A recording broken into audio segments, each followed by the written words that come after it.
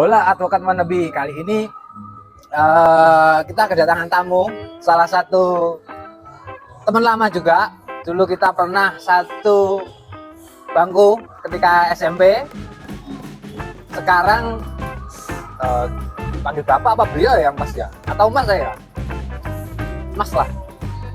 Kebetulan pulang ke Blitar. Nah, kita kali ini mau tanya-tanya nih perjalanannya beliau, perjalanannya mas ini, mulai dari ketika dulu setelah di bangku SMP, kemudian SMA di mana, kuliahnya di mana, terus kok bisa sekarang jadi salah satu staf ahli DPR RI dari partai mayoritas, bukan partai penguasa.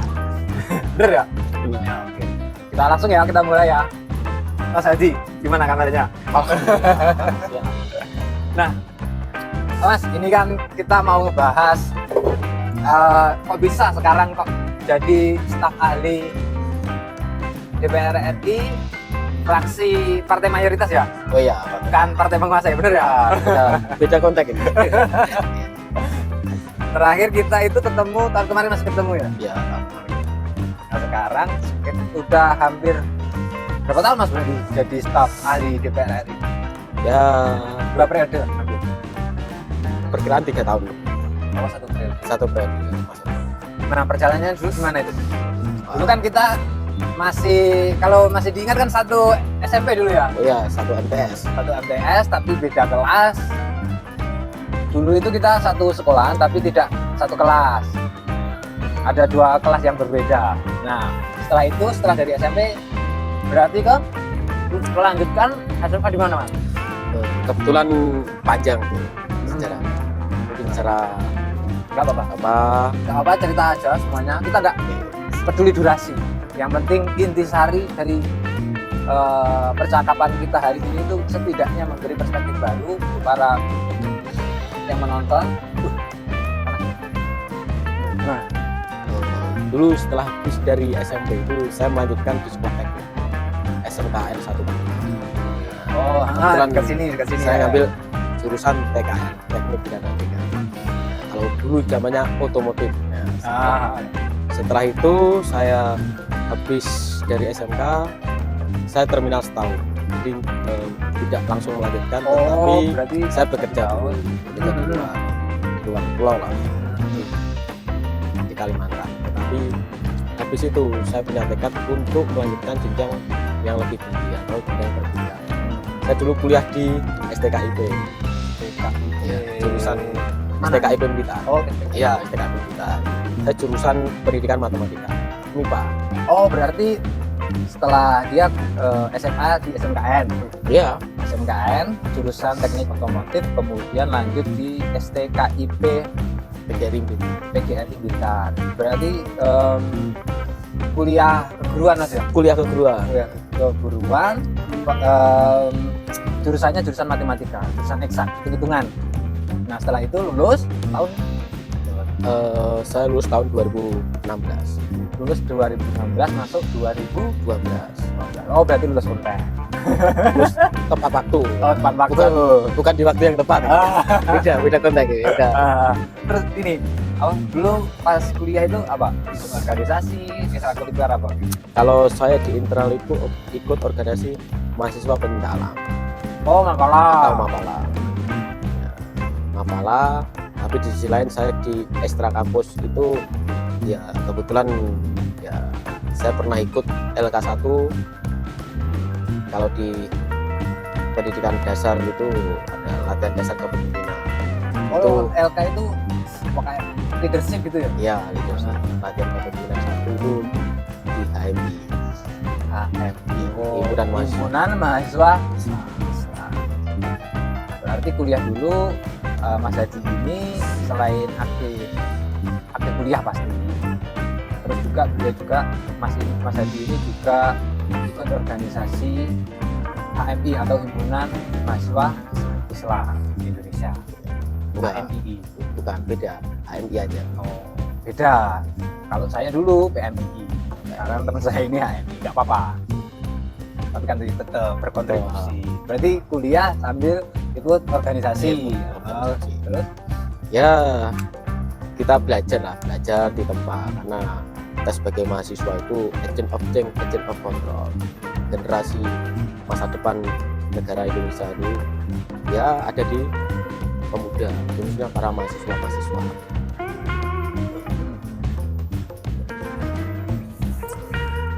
setelah lulus itu 2016 jadi guru langsung atau Jadi guru sebentar sebenarnya, tapi karena saya lebih condong ke jiwa sosial masyarakat, jadi bagaimana sih saya jurusan pendidikan dari alumni lulusan sarjana pendidikan bisa ikut berkontribusi dalam sosial masyarakat. Akhirnya saya mencoba peruntungan ke dunia politik. Dunia politik ya, saya dulu pernah jadi kader politik, jadi ya saya ditempa, banyak ilmu yang saya dapat atau pengalaman yang saya dapat, relasi yang saya dapat di pendidikan itu. Partai yang sama atau Iya, partai yang sama. berbeda? Saya tetap konsisten. Artinya Mas Hadi ini kan kalau dari informasi ini kan kita tahu bahwa beliau juga jadi ikut kaderisasi sebuah partai, otomatis kemudian beliau sekarang itu menjadi staf ahli DPR itu otomatis kan atas rekomendasi atau dari filter partai tersebut. Benar ya? Nah, Kemudian setelah kaderisasi partai tersebut, saya mencoba peruntukan ke bidang usaha. Kebetulan di ini ada peruntukan usaha, saya pegang grosir. Grosir kebetulan juga jauh. Saya pegang grosir itu di Kota Depok. itu berarti setelah jadi anggota staf ahli Belum. Oh, Itu masih pasca pendidikan. pasca pendidikan kader, berarti lalu lalang nih Jakarta Lalu lalang. Blitar, Jakarta Blitar, Depok Ya, Blitar. kita mobilisasi kita harus mengedepankan terkait militan. Kader itu yang minimal kita harus militan. Ya, banyak hal yang perlu kita pelajari. Kalau kita hanya di kampung sendiri, kita tidak bisa keluar dari zona nyaman ya, kita nggak bisa berkembang. Akhirnya monoton bahasanya. Tuh, mungkin itulah motivasi tersendiri yang ingin saya raih di situ. Terus itu berarti berlangsung berapa tahun berarti? Berlangsung hampir 1 tahun. Oh, berarti 2016 setelah lulus sampai 2017 awal akhir. Pendidikan itu 2017. Oh, pendidikannya 2017 sambil usaha grosir itu tadi. Kemudian Mengelola grosir. mengelola grosir, sering mobile Depok, Jakarta, Blitar. Terus Ya, habis itu karena ini saya pulang ke Blitar, habis itu saya pindah di Malang. oh malah Ya, pindah di Malang. Ya, perkiraan kira-kira hampir ya kurang lebih 6 bulan lebih. Kurang lebih 6 bulan. 6 bulan di Malang. Ya, habis itu banyak karena kontes pemilu sudah selesai, ya saya mencoba peruntukan kembali ke kampung halaman. Oh, berarti pemilu Pilpres. Oh, 2019. 2019. Nah, habis itu saya pulang itu saya berkeinginan menjadi mengedepankan sosial masyarakat. Jadi saya mencoba peruntukan lagi menjadi kades, calon kades. Oh, pernah nyalon jadi kades desa sendiri atau desa tetangga atau Desa sendiri. desa sendiri? Terus. Tapi karena di sana calonnya 5 ya minimal maksimal 5, jadi yang nyalon itu hampir 9 orang. Yang nyalon 9 orang. Oh, lumayan ya. Lumayan. Banyak. Terus. Nah, akhirnya proses penilaian seperti apa ya kita nggak tahu, karena saya juga belum pernah berkecimpung atau berkegiatan di tingkat pemerintahan desa setempat atau seperti apa ya. Akhirnya banyak senior yang sudah pengalaman di desa ya itu akan menjadi poin tambahan bagi mereka. Akhirnya saya tereliminasi, tapi nggak apa-apa, itu bagian dari proses perjuangan. Ya kita namanya pejuang harus selalu survive dimanapun kita berada. Benar. Kita jatuh bangun lagi, kita jatuh bangun lagi. So, kawan 1000 terlalu sedikit, musuh 1 terlalu banyak. Terus saya banyak ada petuah dari tokoh nasional yang saya berarti Mas Hadi ini merintis karir sudah sampai sekarang ini kan bukan sesuatu yang mudah, jatuh bangun terus merasakan kalah itu ada hal wajar Mas ya. wajar. Yang Itu penting satu, jatuh bangkit lagi, coba lagi, usaha lagi. Nggak tahu tuh kapan berhasil, yang penting usaha selalu. usaha selalu. Ya begitulah namanya proses hidup seperti ini. Ya kita harus bisa ya selalu berjuang lah untuk kepentingan masyarakat. Yang penting itu. Berarti itu 2019 balik ke Blitar. Iya. Terus Ya dan itu pasca dari Nyalon Kades itu saya dapat tawaran itu, saya awalnya nggak nyangka. Saya ditawari terkait kurikulum vitae. oh dimintai CV kayak resum. Terus yang minta ini siapa ini yang minta? Yang minta adalah ini sudah saya anggap abang saya, senior bapak saya sendiri. Ya akhirnya sudah saya anggap sebagai keluarga saya sendiri.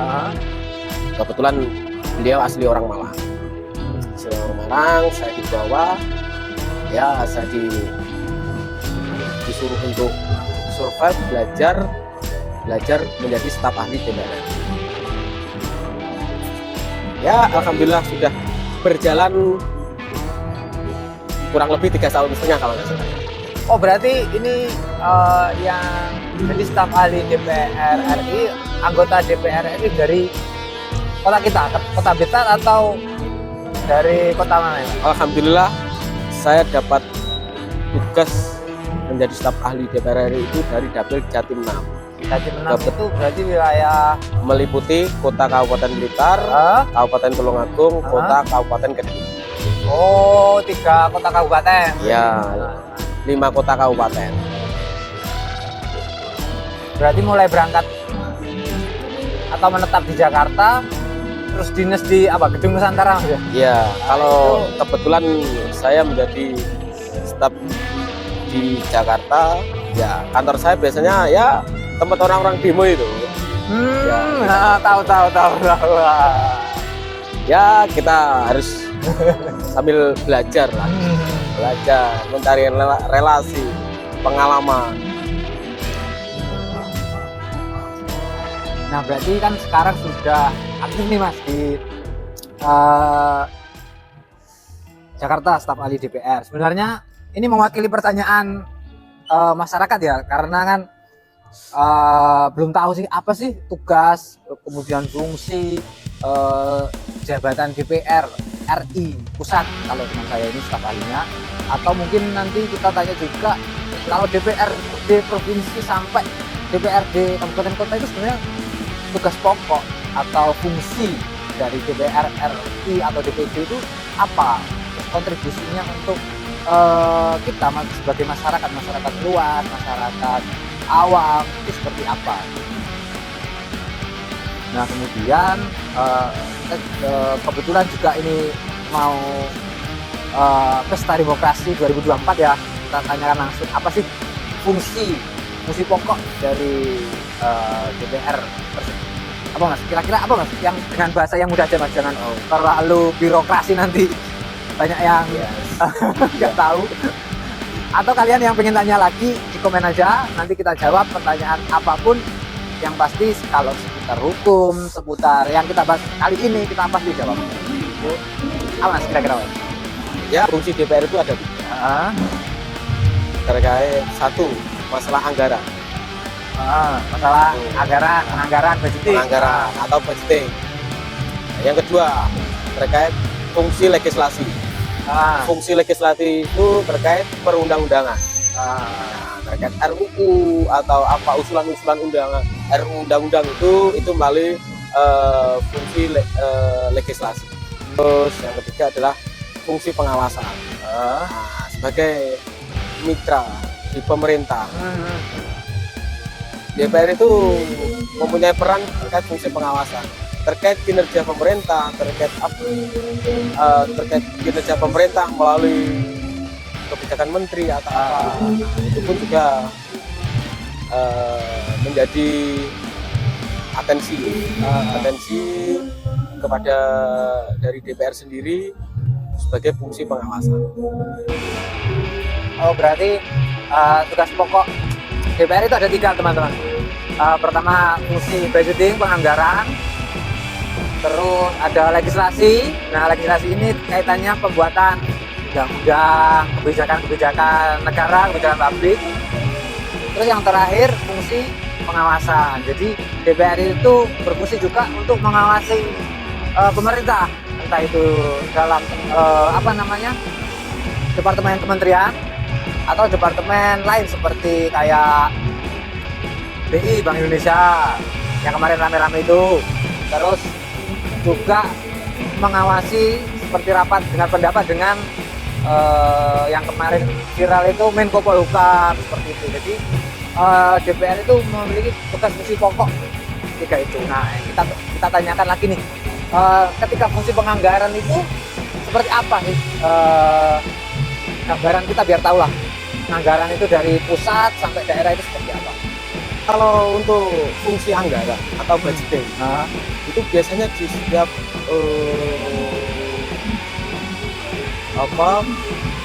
kebijakan itu tergantung dari report tahun anggaran tahun kemarin atau tahun-tahun sebelumnya, atau itu pun ketika anggaran, contohnya ini dari setiap kementerian.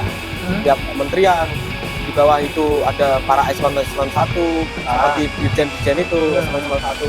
Nah, setiap ini pasti punya anggaran masing-masing. Rincian detailnya itu biasanya di di satuan 3. Bahasa kita adalah satuan 3. Makanya kita juga nggak bisa apa sih satuan 3. Nah, kita pun juga agak bingung juga menjelaskan ke masyarakat, tapi ini bahasa dari orang politisi Senayan. Ya, apakah anggaran itu setiap tahun berubah atau seperti apa? Ya, tergantung progres atau kinerja dari setiap eselon 1 atau kementerian-kementerian. Biasanya berubah-ubah, tergantung progres kinerja dari kementerian tersebut atau eselon-eselon atau anggaran tersebut sudah berapa yang diserap oleh daerah, seperti itu. Kalau terkait itu kebijakan dari pemerintah. Kita sebagai fungsi budgeting nggak bisa detail untuk menjelaskan ke arah ke situ. Nah, itu ranah kebijakan pemerintah. Kita sebagai peran DPR hanya sekelas masalah penganggaran, merekomendasi anggaran setiap komisi-komisi. Kalau di DPR RI itu ada komisi 1, komisi sampai komisi 11. Kemudian berarti itulah salah satu fungsi penganggaran atau fungsi budgeting dari anggota DPR. Terlepas itu dari fraksi ataupun partai ataupun anak, kan mereka kan punya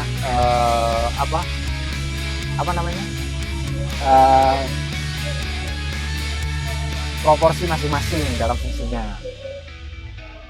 Nah, kemudian yang kedua, fungsi legislasi. Ini yang agak-agak riskan ini, karena kan kita tahu lah, apalagi kita asli lahir dari Blitar ya, ada kutipan yang paling tersohor dari Presiden RI pertama kita, R. Soekarno. Beliau pernah mengatakan beliau adalah penyambung lidah rakyat. Nah, apakah ada gium itu atau analogi itu masih relate dengan demokrasi yang sekarang ini kita lakukan, dengan sistem demokrasi yang kita kerjakan sekarang? Apakah memang benar DPR itu penyambung lidah rakyat atau penyambung lidah ketum partai. Nah, tentu kita tahu lah kebijakan legislasi ini produk dari anggota DPR ini teman-teman, kayak undang-undang, nah kayak undang-undang ketenagakerjaan, terus undang-undang Minerba atau undang-undang MD3 atau lain-lain. Nah, setiap proses dari tahap awal sampai pembuatan undang-undang itu disahkan itu berarti yang menggodok setiap pasal, setiap detail, setiap tafsir dari pasal tersebut itu anggota DPR tentu tidak dibantu dengan banyak tenaga ahli. Berikut ada juga profesor di bidangnya, kemudian juga ada teman-teman kita seperti Mas Hadi ini yang ikut berkontribusi dalam pembentukan rancangan undang-undang tersebut. Nah, kita tanyakan sih apa sih tahapan-tahapan dalam legislasi itu seperti apa dalam sudut pandang dia sebagai staf ahli dari anggota DPR RI dari fraksi mana, Mas? Bukan, maksud saya dari komisi apa? Kalau kebetulan ini di Komisi 4. Komisi 4 itu membidangi bidang apa? Komisi 4 itu membidangi terkait Kementerian Pertanian. Kementerian Pertanian. Yang kedua Kementerian Kelautan dan Perikanan. Yang ketiga Kementerian Lingkungan Hidup dan Kehutanan dan Perum Bulog. Oh ya, Bulog, beras itu ya. Perum Bulog. Nah, itu gimana Mas? Fungsinya legislasi ini kalau Mas Hadi ini job desk-nya seperti apa dalam proses legislasi itu? Kalau yang saya lakukan di sana terkait fungsi yang sepengetahuan saya, fungsi legislasi itu biasanya apakah undang-undang RUU, rancangan undang-undang ini ada dua faktor. Ini usulan dari pemerintah atau usulan dari DPR. Oh, berarti ada dua teman-teman ini ya. Kita baru tahu nih, ternyata RUU itu ada dua. Yang pertama yang mengusulkan itu siapa? Oleh siapa? Pemerintah atau DPR? Kalau RUU itu diusulkan oleh DPR, prosesnya gimana? Kalau semisal RUU itu diusulkan dari pemerintah, itu prosesnya tahapnya seperti apa? Apakah berbeda atau sama? Gimana, Mas? Sebenarnya nggak ada bedanya. Itu usulan dari DPR maupun usulan dari pemerintah melalui menteri, melalui kementerian tersebut. Nah, tetapi itu semua digodok di badan legislasi. Di DPR itu ada bidang badan legislasi khusus masalah pembahasan rancangan undang-undang. Segala undang-undang harus disahkan melalui badan legislasi dan nanti melalui rapat paripurna. Ketika pembahasan itu di badan legislasi, ketika sudah rancangan ini sudah selesai, sudah pembahasan selesai, baru nanti disahkan melalui rapat paripurna atau rapor. Jadi rapat paripurna itu pasti melalui di sana. Jadi pasti akan melalui tahapan-tahapan tersebut. Oh, berarti gini, jadi badan legislasi itu kalau kita kenal biasa namanya itu Balegda. Ya benar ya? Baleg DPR RI. Baleg DPR RI. Kalau di daerah namanya Balegda. Nah, ternyata Balegda itu tugasnya fungsi legislasi, entah itu pembentukan dalam bentuk draft atau penelitian, gitu Mas ya. Penelitian di daerah, apakah seberapa urgent sih kebijakan ini atau undang-undang ini perlu disahkan, seperti itu teman-teman. Jadi sebenarnya banyak undang-undang ini apakah kita banyak sih undang-undang yang turun-temurun dari ini, tapi kita termasuk undang-undang itu, pembahasan undang-undang kita masih mengikuti undang-undang era VOC ini. Tapi banyak akhirnya dengan lambat laun undang-undang itu direvisi atau membuat undang-undang baru, RUU baru, undang-undang baru. Tapi dengan melalui tahapan ya pembahasan di balik DPR RI. Karena kalau Brekda itu sifatnya kan hanya lingkup regional daerah saja. Tetapi kalau dari pusat itu namanya balik DPR. Terus melalui prosedurnya di sana, nanti disahkannya di rapat paripurna dengan mengundang para stakeholder atau pemerintah. Oh, ya benar. Jadi gini maksudnya bukan VOC sebenarnya, maksudnya Mas Hadi ini zaman Belanda, karena kan sistem pemerintahan kita itu adaptasi dari sistem Belanda, karena kita kan dulu dijajah Belanda. Sistemnya itu namanya civil law. Kalau di Amerika atau Eropa lainnya kan ada common law, ada civil law. Kalau negara kita kan civil law. Nah, seperti itu kayak kemarin yang lagi rame kayak RUU KUHP Perdata yang mau disahkan. Itu kan produk lama, produknya Belanda itu, sama kitab hukum Undang-Undang Perdata itu kan produk zaman Belanda. Nah, sedangkan kita tahu saat ini Belanda sekarang ini ya hukum pidananya atau perdatanya itu sudah berubah dari zaman menjajah negara kita, menjajah Nusantara. Sekarang mereka sudah berbeda jauh. Banyak itu kajiannya, perbedaannya seperti apa antara KUHP Perdata maupun pidana yang lama dengan yang baru. Khusus di Belanda, kita istilahnya menyusul. Di awal kita mungkin karena ada RKUHP yang baru itu pidana. Nah, kemudian mungkin nantinya kita nggak tahu nih, mungkin KUHP Perdata kita juga akan direvisi atau diperbarui lagi, karena kan hukum itu selalu mengikuti zaman, selalu berkembang. Kemudian kasus-kasus baru pasti akan muncul. Nah, itulah kita saling belajar, kita saling diskusi sama orangnya langsung yang membuat atau membantu secara langsung kontribusinya ke pembuatan undang-undang tersebut. Terus ini 1, 2, 3 ini berarti ketiga fungsi apa Mas tadi kurang? Fungsi pengawasan. Fungsi pengawasan. Nggak usah grogi, terangkan apa adanya gitu loh.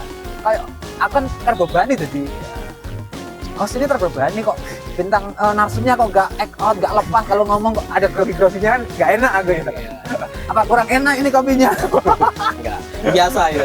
Kita sering di lapangan jadi udah terbiasa dengan terik matahari kita. Ya ini biasa ya, dunia di lapangan, jadi nggak kaget lah, sudah terbiasa dengan. Nah, mungkin terkait fungsi pengawasan. Fungsi pengawasan itu fungsi pengawasan itu sebagai peran DPR sebagai fungsi pengawasan yang mengawasi kebijakan pemerintah, khususnya di kementerian-kementerian atau mitra-mitra di setiap komisi 1 sampai di komisi 11 itu peran fungsi dari DPR terkait fungsi pengawasan. Berarti entah itu berarti secara umum Mas, berarti yang diawasi nggak hanya apa aja, misal anggaran, misal daerah atau pemerintah terserah berapa itu, terus apa aja Mas? Ya mungkin terkait fungsi pengawasan itu terkait proses pembangunan khusus ya komisi yang itu ya, misalkan ada banyak nih, ada komisi apa namanya, ada komisi hukum, komisi 3, kita tahu lah itu baik di media viral kemarin. Terus ada komisi yang ini, komisi 4 ini Masnya bagian bidang pertanian. Otomatis yang biasanya melakukan fungsi pengawasan itu kayak Kementerian Pertanian begitu Mas? Iya. Kalau kebetulan ya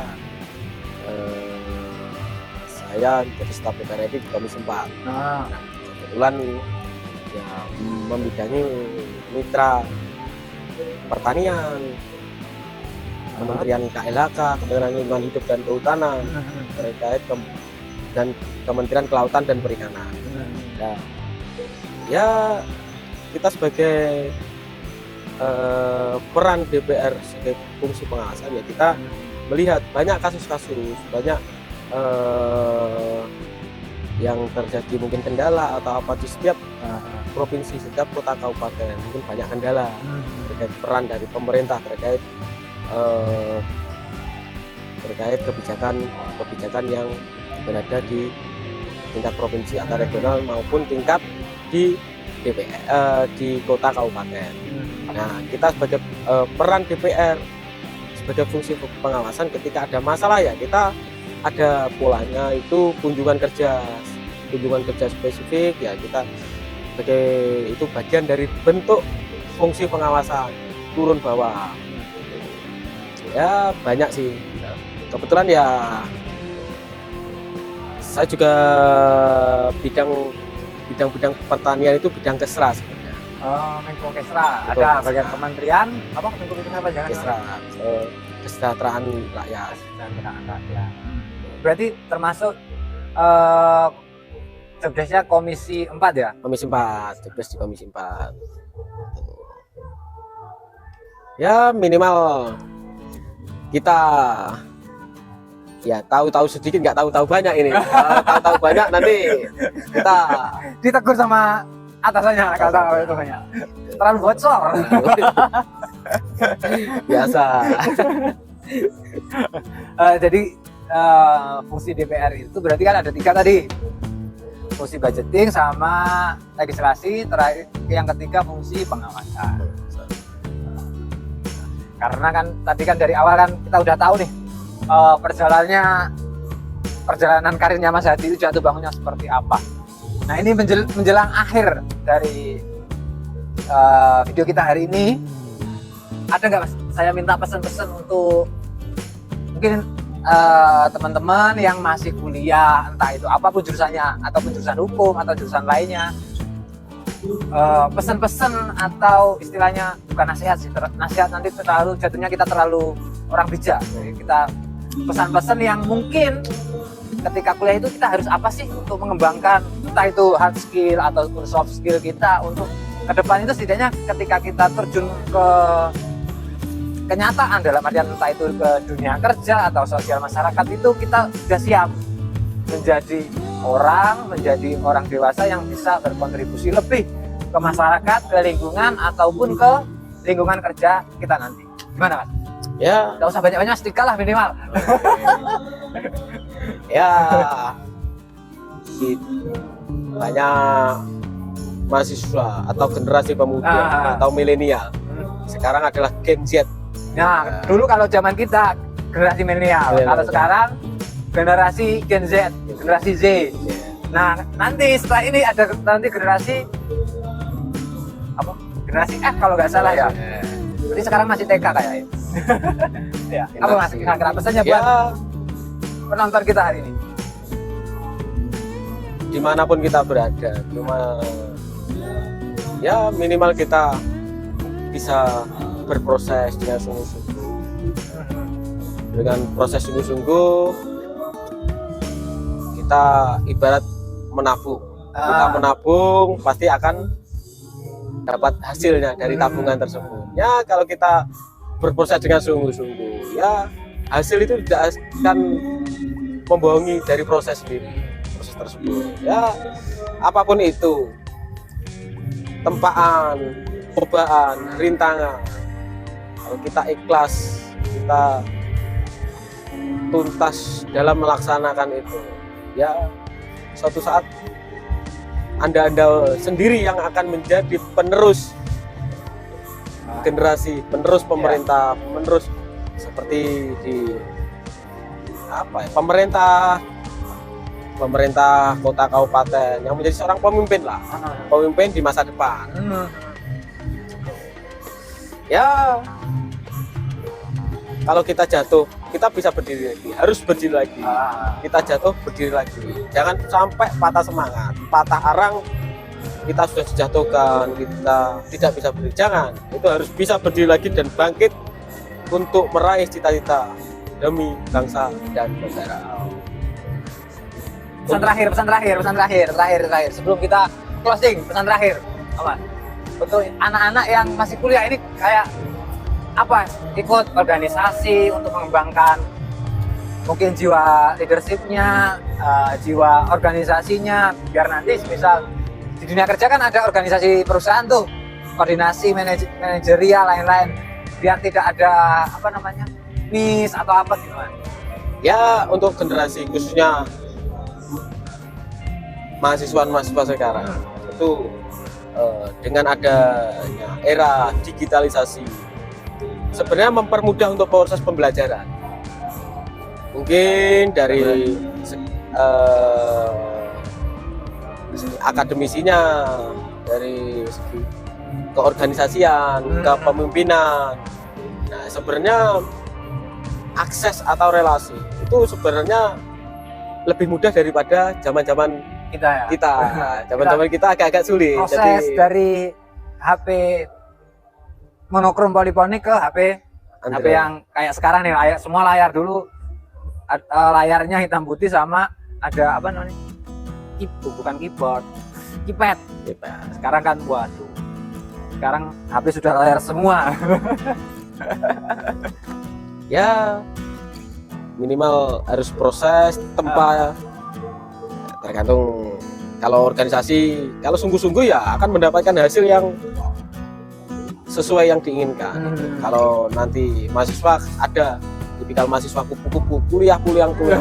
Nah itu ya ketika pasca sarjana kembali ke masyarakat ya akhirnya ya kita bukan mendiskreditkan ini seperti ini, tapi kita nggak boleh, tapi minimal kita sudah tahu lah mungkin mahasiswa sana siapa apa gitu.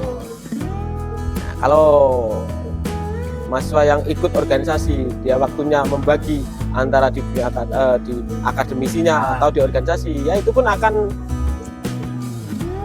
menjadi keuntungan tersendiri karena kita nggak mungkin mengandalkan diri kita sendiri. Kita karir atau apapun itu ya kita butuh relasi khususnya di dunia kerja, di dunia apapun itulah, wirausaha atau apa. Kita relasinya banyak ya kita sebenarnya lebih mudah untuk berinteraksi, untuk berkomunikasi kemanapun itu. Ya itulah pesan-pesan dari saya. Mungkin ya banyak yang perlu ditambahkan tapi sementara cukup itu aja. Oke, kita akhiri video ini. Ke depan atau setelah ini kita akan bahas lagi konten-konten dalam dunia hukum, apapun itu, dunia hukum keluarga, hukum niaga atau hukum pertahanan seperti apa.